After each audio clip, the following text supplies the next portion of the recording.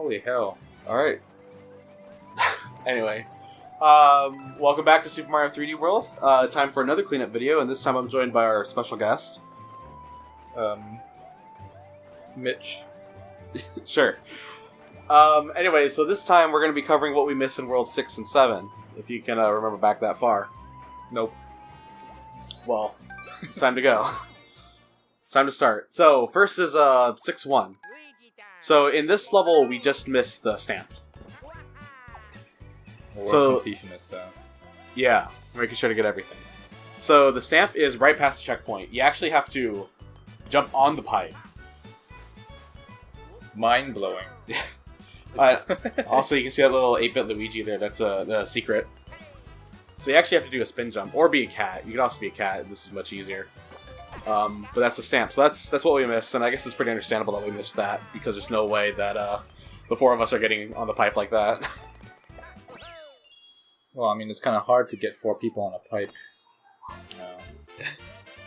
I mean, 4 people in a single pipe. Yeah, cramming on that pipe, and they're not even maybe in it, 2, you know. Unless it's 2 plumbers, you know, that's questionable. But otherwise... I mean, even when you're by yourself, it's actually kind of precarious. So, moving on to 6-2. In this level, we missed the first star. And I just decided to be Toad, just for whatever reason. Yeah, this one... You were feeling kind of douchey. So you actually, to get the star, you need to take out these 2 bullies, which I think we just... In the original, we just ran by them because we didn't think they were special. But you take out these 2 bullies, which is kind of hard to do without fire. It's like sumo wrestling. Kind of, yeah.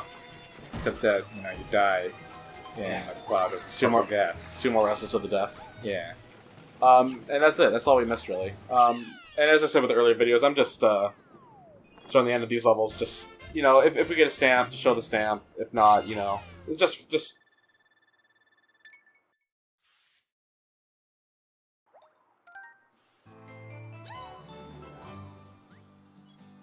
So up to 184 green stars now. It's a nice place. Yeah, It's a place you would expect unicorns to be. World 6 is pretty nice. So, we're now moving on to Hands-On Hall. So we missed the first green star and the stamp here. Oh, we suck. Oh, don't worry, it gets worse in World 7. That was some ninja skills right there. You just opened the door with your finger. Immediately. Yeah, you're just like pushing it aside. So this star, I think we just missed because we weren't paying attention.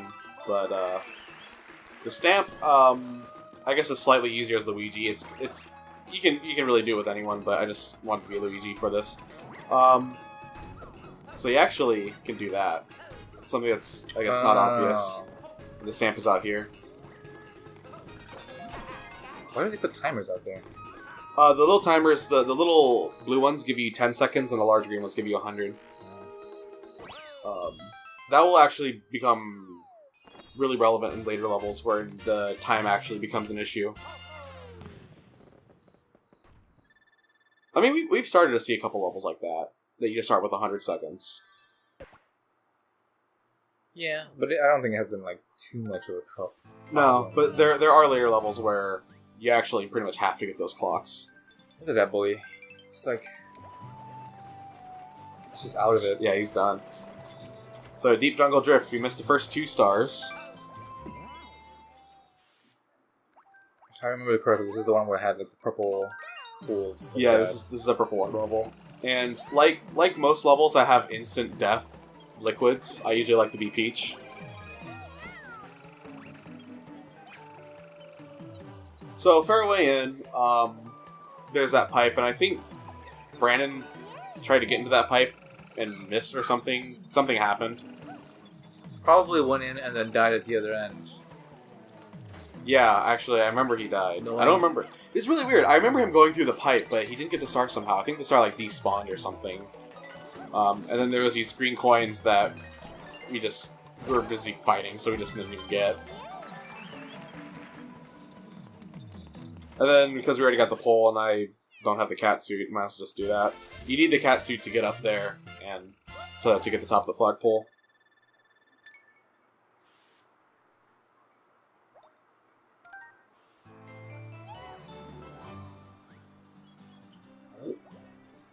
So we're most of the way through World 6 now. Fortunately, you know, some of these really bad levels like Taifu Flurries and Fuzzy Time Mine, we actually got everything. So I didn't have to go back to those levels at all. We're just missing a stamp here, I guess. So. Yeah, and the stamp actually, in this level, the stamp is actually like right at the end. It's almost at the very end of the level.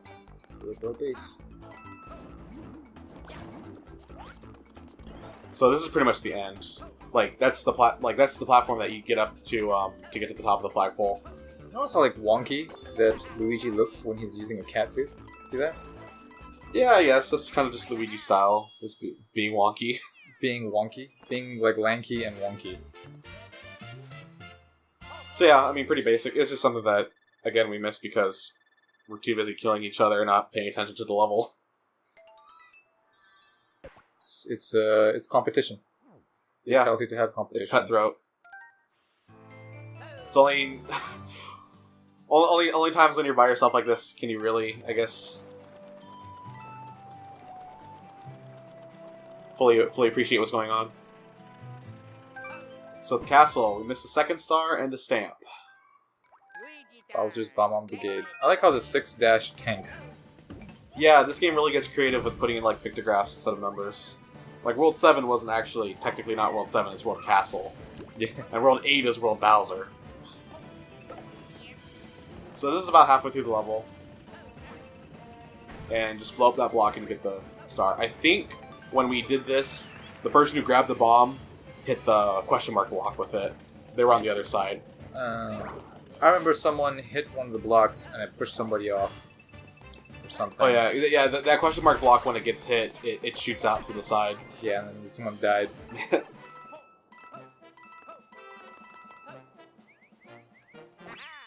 They're messing up that jump really badly, but the raccoon suit saved me.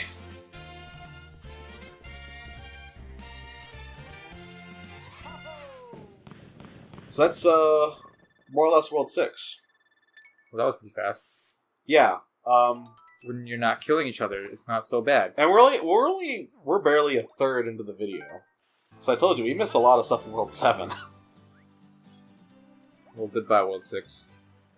It was nice knowing you. Also, actually, we missed the Sprixie house. We never went to the Sprixie house in World 6. Every world has a Sprixie house. And I guess it just stamp. Missed our mind that we just never got the World 6 one.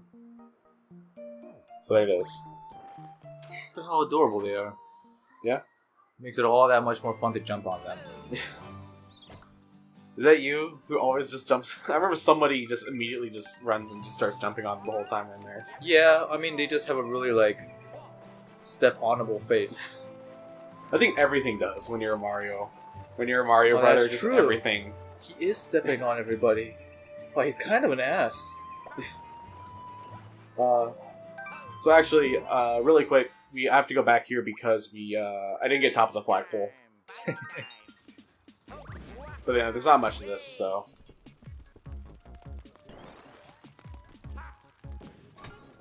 Riding this is much easier when you don't have sort of someone trying to kill you. When you're by yourself. So I skipped the fight because who wants to watch that? What you do want to watch is these 4 Luigis trying to get the top of the flagpole. I would totally want to watch 4 Luigi's fight to the death. Oh There you wow, go, yeah, that I'll one. just... the ones on the sides just like...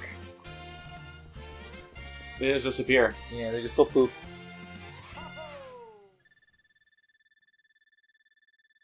And yeah, Molly Boss Blob isn't too bad. When you're by yourself. Specifically when you're by yourself. Yeah, everything's harder when there's other people trying to kill you. I never thought there would be like a game where the more people there are, the harder it is to play. Like, that's not what I would have thought when I was like... That's 10. actually what I really like about these games, is that like the challenge comes from the multiplayer. Like if I was playing this game by myself, if I was just playing this whole game by myself, I'd be done by now. Yeah, so easy. I think I really, I guess, just live for the chaos of all this.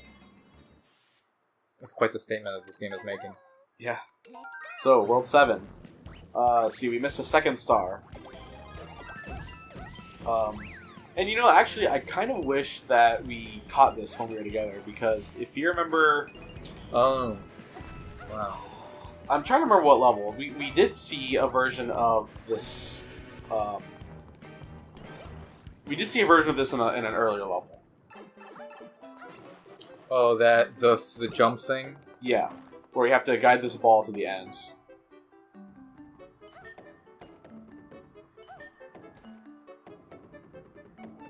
I remember the first one we did, we were surprisingly cooperative. We did it on the first try. And the end, we all messed this up. Yep.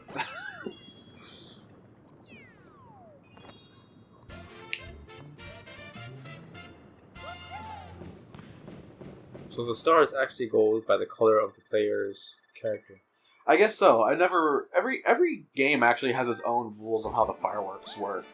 And I never bothered to learn how this one does, actually. Like, what triggers it, and, you know, what color they are. Yeah, what color it is, and, like, what, you know, the shapes are. Like, the new Super Mario Brothers, the rules are pretty easy. It's like if the one digit of the timer were certain numbers, then, that would happen. So we missed a stamp in the third star. The stamp is something that we didn't even see because we just went through this part too quickly, I think. But if you just kept going, it's right over here. Well, that was like way more obvious than I thought of. Yeah, and in the third star we saw this, but yeah, we went through. Somebody. Yeah, I think his name was Brandon. It might have been me actually. I'm not sure. Wow. Because I didn't remember that star. Well, then your name's Brandon. Whoever, yeah, Brandon's just a name for whoever screws up.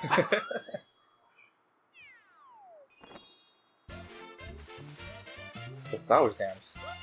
Yeah, actually, I think I had the fan on when I recorded this. If you blow into the microphone, the plants do that. I think I was just sitting right in front of a fan, so just all the wind stuff was just going on all the time. Which fortunately didn't matter in these levels. Like those little propeller platforms, you gotta be careful around those. But there's none of those in World 7, at least. This is the cake place. This is Red Hot Run. So yeah. I recorded this whole level just to show you how to do this level perfectly. Are you ready? Here we go. Aaron calls this the... What is it? What did he call it again? The molten lava looks like... Oh, the gold water, I think he called it. Or it was gold water in one episode and cheese in another, I think. Oh yeah, cheese. That's what he said. No, I just realized. Didn't the... What was it? The Famicom? Didn't that have voice on their controller stuff? I don't think it was on the controller. I think there was some module you can plug in, though. That did... It's actually having this microphone on... I think the... Oh, you mean microphone? Yeah, I'm pretty sure there was a voice thing. In like the Famicom, the Japanese version of the Nintendo stuff. I remember because I remember seeing that it was that the Beat Takeshi game. It had a It had something where like you actually activate certain things by yelling into the controller, and it was only on the second player port or something for some reason. It was such a weird thing. There might have been a special controller with a built-in microphone. I'm not sure, but like. But that was Red Hot Run. So Nintendo is like actually taking a step back in that sense. Well, in general, Nintendo games don't really have too much. So yeah, all we missed in this level was the flagpole. Even though like from the DS onward, actually even the GameCube had a microphone port. Right. I remember that Pikachu game. Oh, that was the N64 actually. Oh, yeah, right. They even so there was Hey You Pikachu, and then I think Mario Party 6 or 7 had a microphone that you actually plugged into one of the memory card slots. And I think one of the Animal Crossing game for the Wii had a microphone thing. Then the DS had the microphone. In all these cases, the voice recognition wasn't too strenuous. It was usually just detect if there's noise or like a rough waveform. Yeah. So even though Nintendo's been doing like this voice recognition stuff for a long time, it's never really been voice recognition. It's always very basic. Pikachu. And actually, I guess Hey You Pikachu actually is kind of the one exception where they did expect you to like say commands and stuff. And if you remember Hey You Pikachu, you remember how well that worked. Yeah. Well, I mean, that maybe Pikachu's just tsundere. So we're in Tricky Trap Tower now. We missed the first star, the third one, and the stamp. So that was the first star. The stamp is here. So if you remember this, the top of the first tower. I don't think there's any way we would have gotten this, like, just randomly guessing. Maybe if I'd thrown someone off. Pretty well headed.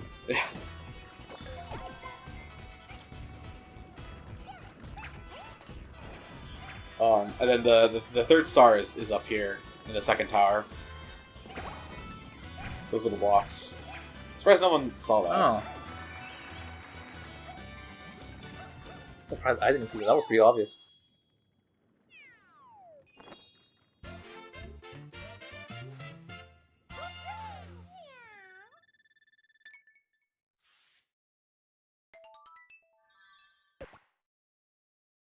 I guess appropriately, getting that stamp after being the Magic Koopas is a stamp of a Magic Koopa.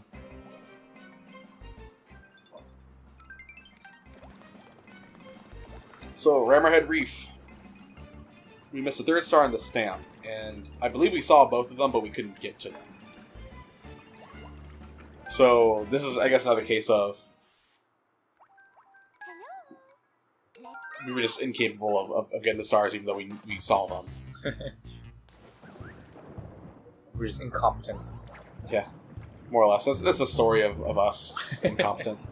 So we saw this, but no one had firepower, so we couldn't get it. You need firepower to get through those mines. What would happen if you just ran into it with like a mushroom? You would bounce back, and I don't remember if the mine gets destroyed or not. It might not, and if it doesn't, then you're screwed. And then I think we saw the stamp, and someone went to the pipe, and it wasn't me this time because I was, we were out of lives and I was gone, so it wasn't me. This is like the weirdest fish I've ever seen. Yeah. Whoever thought of that concept design? I guess it's interesting that you see those sharks in an early Captain Toad level, and you're like, that's cool. I bet that's not gonna come back. It's one of those gimmicks that they make. Yeah. That they never return with.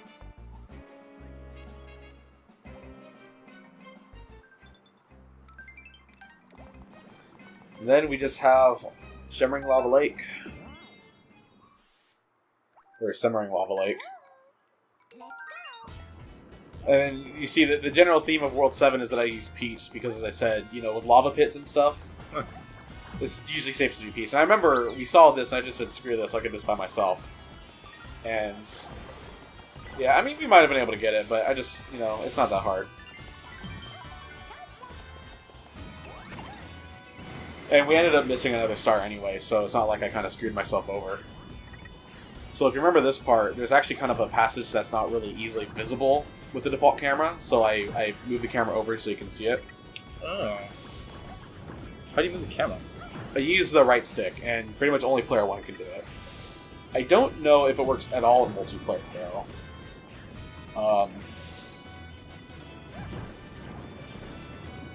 Well, speaking of multiplayer, did you see, Star Fox, the new one? Star Fox Zero? Yeah. I actually really haven't been following it since last E3. I have no idea how that's gonna work. People say it's kind of like, it feels old school, it feels like going back to the game. Well, it's supposed to be kind of a recreation of 64, isn't it? Yeah. Callback, I guess, in a lot of ways.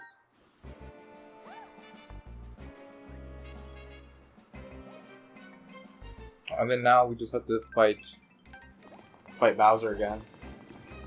Because we missed stuff in the castle. Second star in the stamp. So if you see me deselecting Peach and immediately selecting her again, that actually makes that screen go by faster. If you deselect and select, it's actually a couple seconds faster. So if you remember this part, where we had to get the P-switch, you need cat powers. And I don't think there is any bell on this level. And there's a stamp over there.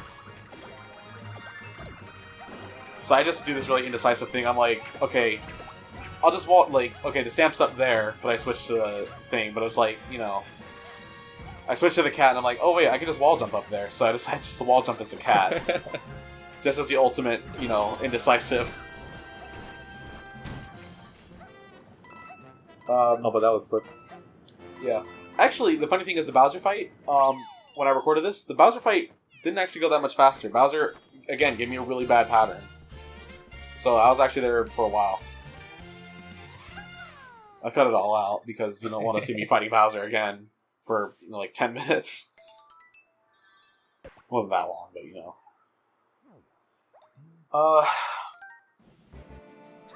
So, that's the castle, but we missed a level in Bolt 7, actually. We missed another one of those Hammer Brother, or Fire Brother levels. Oh. We seem to, I think we're like 50-50. Like, we missed like half of them, and I have to get them in the cleanup. Huh. So just because it's just a boss fight level, I just did it by myself. It wasn't like a full, it's not like the Mystery House, like a big level. They don't seem to, oh okay, you just add more every time. Yeah. Well, this is like,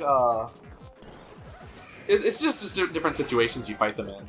Like the last one, you only had to fight one, but he was like on a huge stack of Goombas. And this brings me back to like Super Mario when you first met like the new characters and stuff, like the Fire Brothers and the Hammer Brothers and everything. Yeah. I think Fire Brothers, I believe, were introduced in 3, Super Mario Bros. 3, and actually Super Mario Bros. 3 also introduced like these blockade type levels, where it's just, you know, a boss fight. Yeah.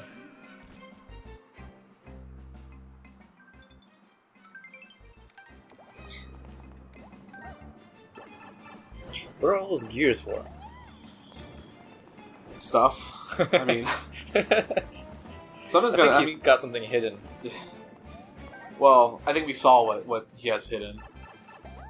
Oh right, I actually completely forgot about this. Captain Toad. Captain Toad gets what? Flopped. Oh, gets swamped. So this Captain Toad level actually goes by really fast. But of course, it's probably the Captain Toad level with the most enemies so far.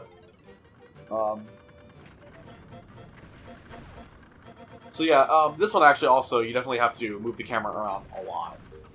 This is the Captain Toad level that kind of teaches you, like, or that kind of says, like, okay, did you learn how to Captain Toad yet? Because you're gonna have to, you know, you have to pull all the stops for this one. You gotta learn how Captain Toad moves. You gotta learn how to use the camera. Weren't they making? Did they release it? The game that was supposed to be basically this. Oh yeah, Captain Toad's Treasure Tracker. That game came out a while ago. Oh, okay. Yeah, I think I talked about it in an earlier episode. From what I've heard, I've actually not played Treasure Tracker, but I mean, it's basically, you know, 40 levels or so of this. This is just a demo. This whole game is just a demo for that. Yeah, like this is like kind of the original idea. Like, I was actually reading on the history of the Captain Toad levels. Apparently, it was originally supposed to be a standalone game. It was first proposed by one of like the designers who wanted a game like this, like a diorama, and you can't jump. Mm-hmm. And it was originally actually going to be a Zelda game. Oh, okay. Where you play as Link. Oh, that kind of makes sense, I guess. The idea was shot down though, and they said, you know, hey, in Super Mario 3D World, if you don't mind us, you know, replacing Link with Toad, we can put some of that stuff in this game. And it ended up, you know, working really well. So they made the Captain Toad game. So I guess he got his game, but not as what he wanted. Not as Link, but as Toad. I noticed that there's lava pits also on the wall. I think. Well, it's like a aqueduct of more lava. Yeah. I think Bowser needs a new interior designer. Lava's a good thing. Yeah, I know, but like it's classic. The layout of it all, kind of like it was made by an idiot. Well, so like I think I said this in one of the episodes where I would do this level without the touchscreen just to show it off. So here it is. I kind of want a playground mode where they just give you stuff and like a room, and then your friends, and you can just like throw baseballs at your friends and stuff. Almost, yeah, I mean, kind of like, that. It sounds like something that'd be like a tech demo or something, but yeah. That's kind of like the menu screen where you just have... Yeah. Oh, that's cool. This would make a cool puzzle game thing too. And actually, that's why I got so many points in this, because... Because you got everything. So. Yeah, because those parabitties, if whoever hits that POW block basically gets like 30,000 points for killing all those things. Which is why even if I let Brandon get every star, I still would have won.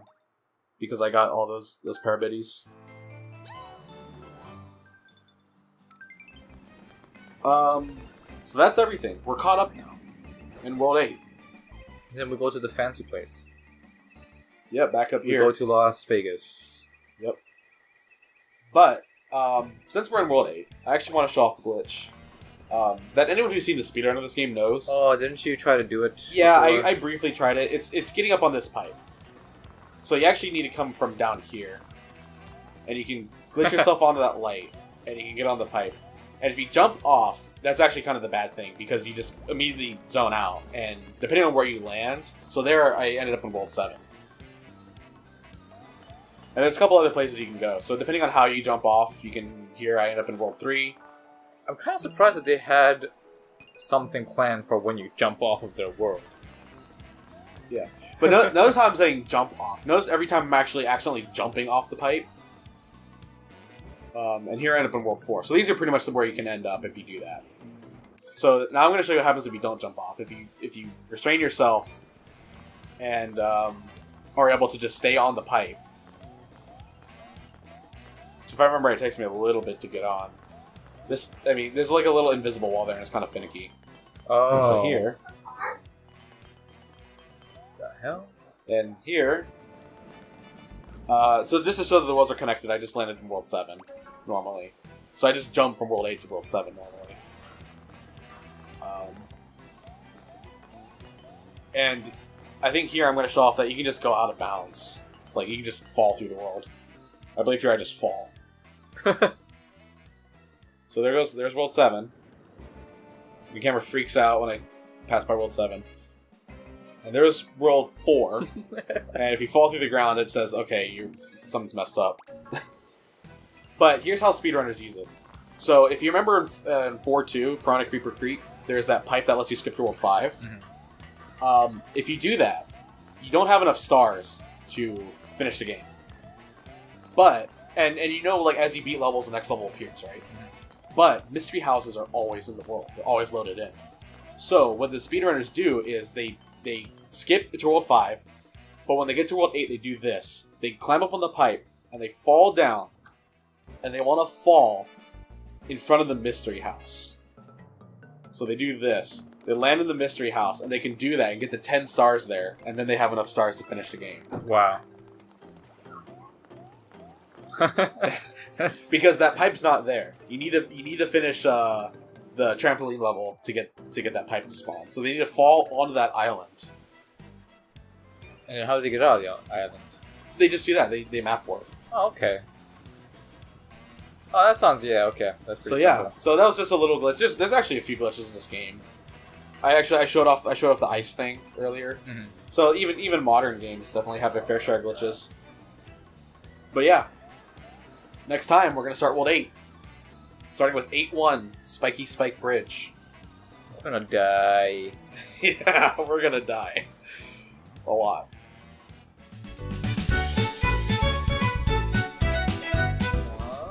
Which is, wow, we missed it. Wow, we... Why are you holding right? Why is everybody holding right? This is a mad dash. Get the fuck out of here. Holy shit. God fucking damn it, you sabotaged me!